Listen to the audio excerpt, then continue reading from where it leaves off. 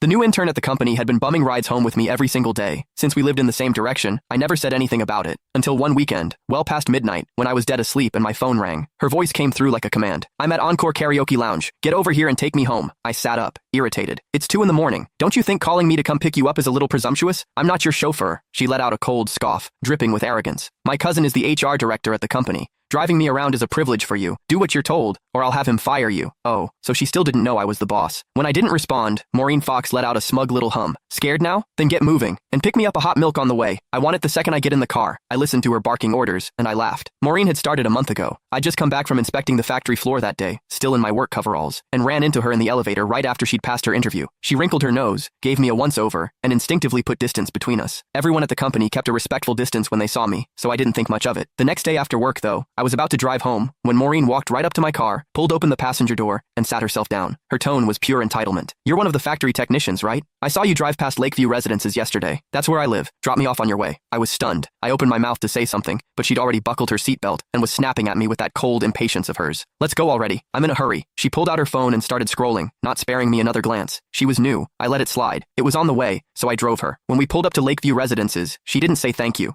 She just shoved the door shut and walked off without looking back. I thought that would be the end of it. It wasn't. From that day on, Maureen showed up in my passenger seat after work like clockwork. Never asked, never waited for an invitation. Before I could even object, she started making demands. "From now on, stop by my building in the mornings when you're heading in. Pick me up on the way. I hate the smell of smoke. I know it's your car, but no more smoking in it. I got down here 3 minutes before you today. Be faster next time. Don't make me wait. These seats are too hard. Bring a cushion for me tomorrow. Something soft. I don't like the color of this car. When you get a chance, wrap it in pink." Now I knew. Her cousin was the HR director. "Hello? Why aren't you saying anything? Are you on your way or not?" Maureen's impatient voice crackled through the phone again. I yawned. "No, I'm going back to sleep. Call yourself a cab." I hung up. Before I could even set the phone down, it rang again. Maureen again. "Are you out of your mind? You actually hung up on me? Do you have any idea that my cousin is sitting right next to me?" I replied lazily. "Oh, and?"